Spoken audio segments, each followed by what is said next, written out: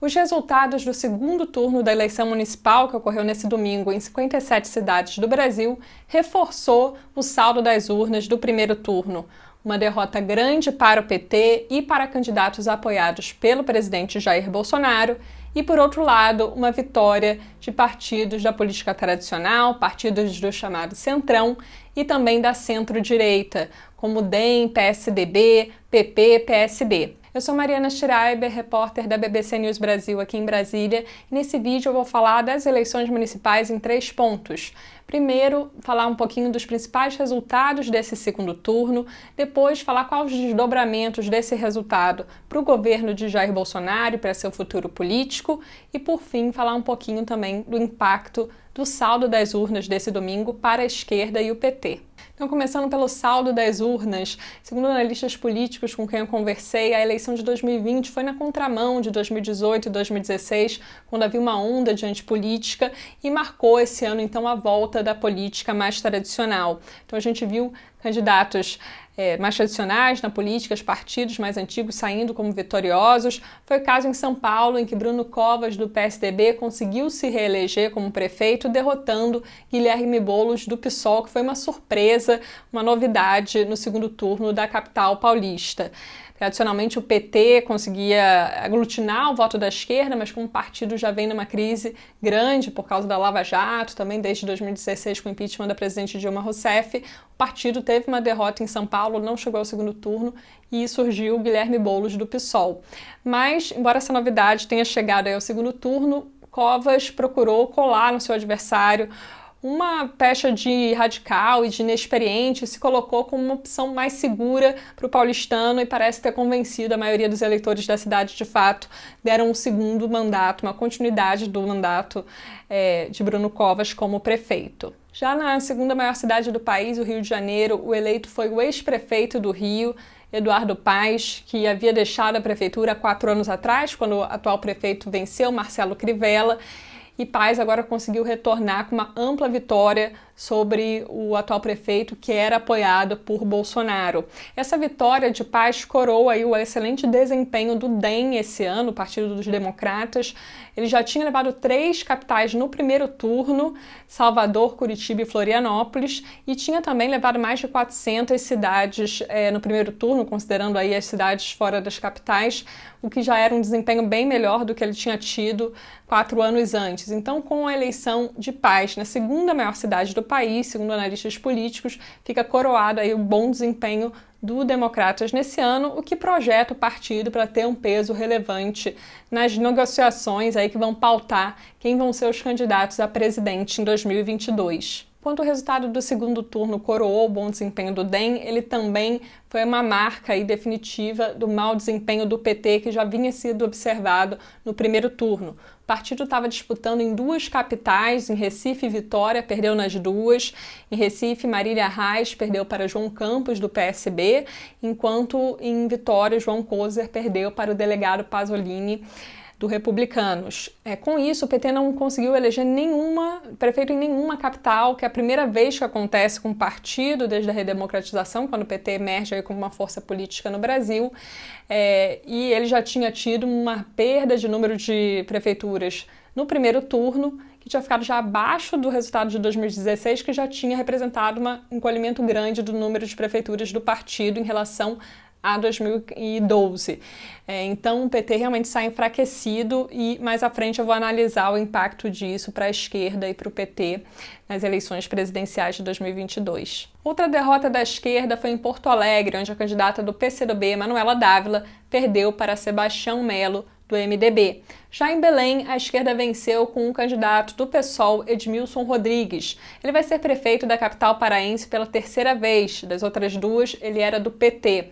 Agora, pelo PSOL, ele derrotou o candidato delegado Eguchi, do Patriota, que, embora tenha tentado se descolar do presidente Jair Bolsonaro, carregava aí as bandeiras do bolsonarismo com um discurso anticorrupção e também um discurso conservador nos costumes. Além do delegado Eguchi, houve outros candidatos que levantaram bandeiras bolsonaristas que foram derrotados nesse domingo.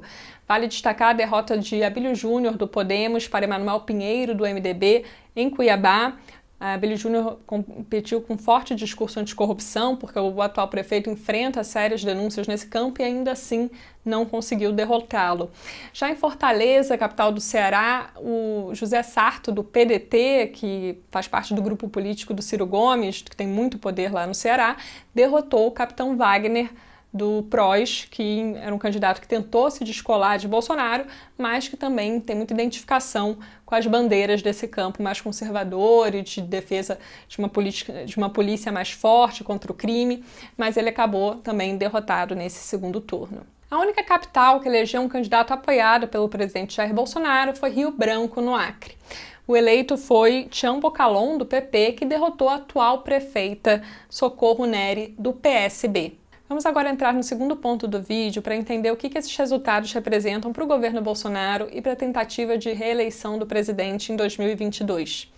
Segundo o pesquisador da Fundação Getúlio Vargas e o cientista político Jairo Pimentel, com quem eu conversei, ele avalia que esse fortalecimento do centrão de partidos como PSD, PP, PL, republicanos, esse fortalecimento desses partidos que tiveram um crescimento no número de prefeituras nas eleições municipais vão significar que eles vão estar mais fortalecidos aí para negociar o apoio político com o presidente Jair Bolsonaro. A gente sabe que o presidente chegou no governo com um discurso forte anti-política, dizendo que não faria a velha política de negociar com os partidos para ter apoio no Congresso, mas depois, conforme foi tendo dificuldade para aprovar suas matérias, também foi ficando ameaçado por denúncias de corrupção, pedidos de impeachment, ele acabou sim sentando, negociando, fazendo aliança com o chamado Centrão.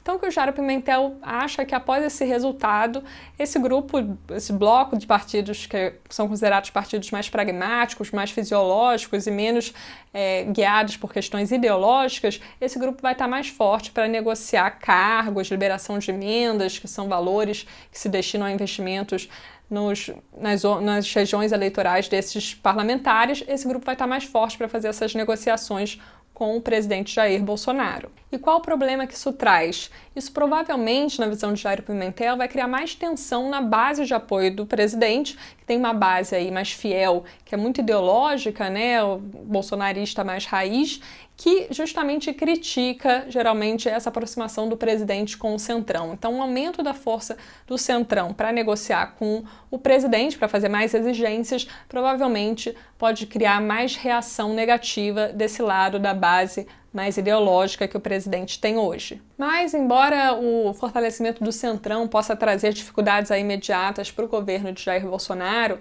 Jairo Pimentel, da FGV, não considera que esse resultado da eleição municipal será determinante para o futuro do presidente quando ele tentar a reeleição em 2022, como ele já disse que fará.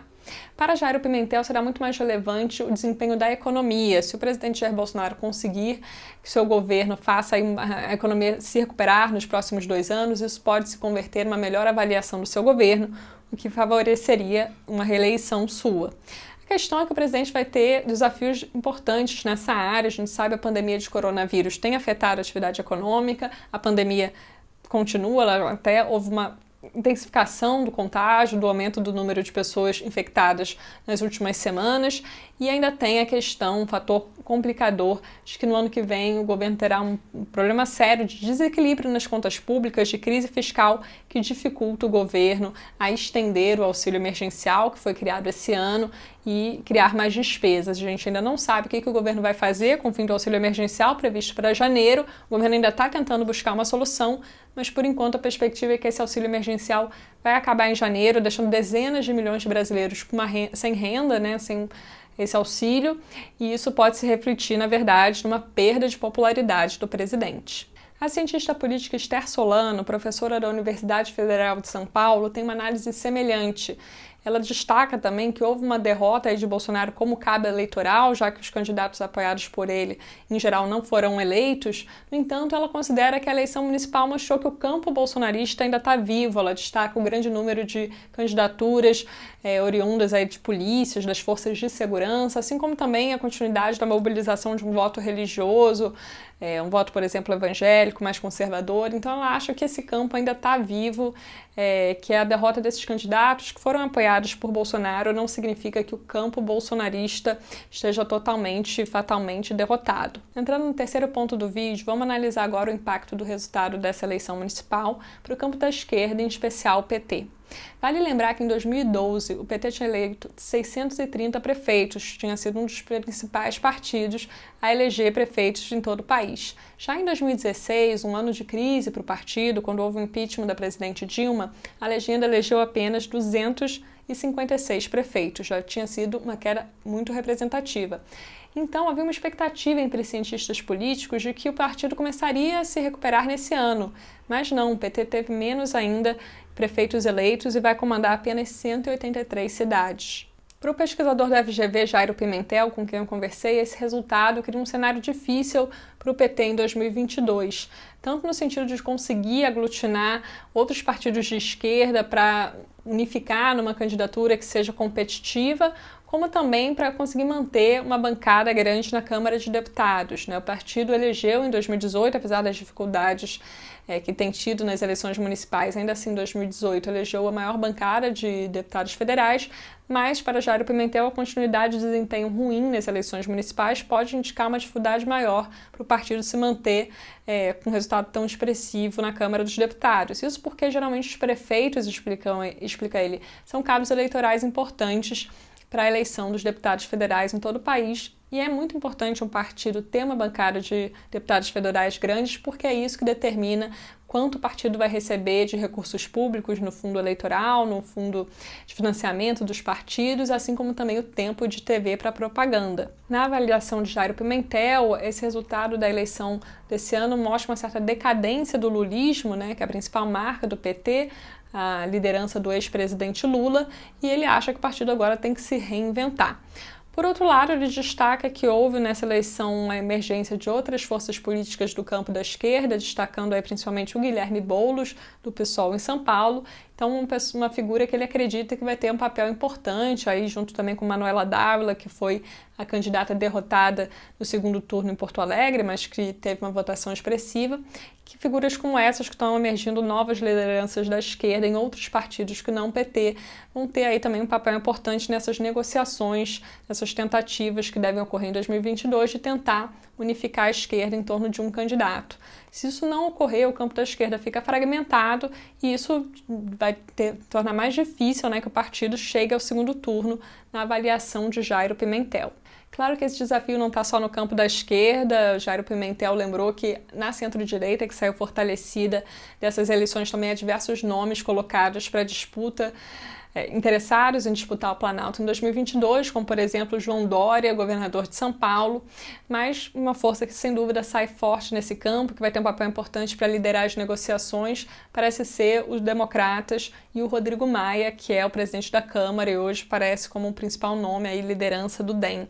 É o que me diz também a Esther Solano, cientista política com quem eu conversei. Ela acredita que o Rodrigo Maia sai dessa eleição de 2022 bastante fortalecido para liderar as negociações no campo da centro-direita, para definir quem será o candidato desse lado para tentar a disputa pelo Palácio do Planalto em 2022. Espero que esse vídeo tenha ajudado você a entender melhor o resultado da eleição municipal e os impactos que ela traz para a política brasileira. No site da BBC News Brasil você encontra mais reportagens sobre o resultado do segundo turno. Obrigada e até a próxima!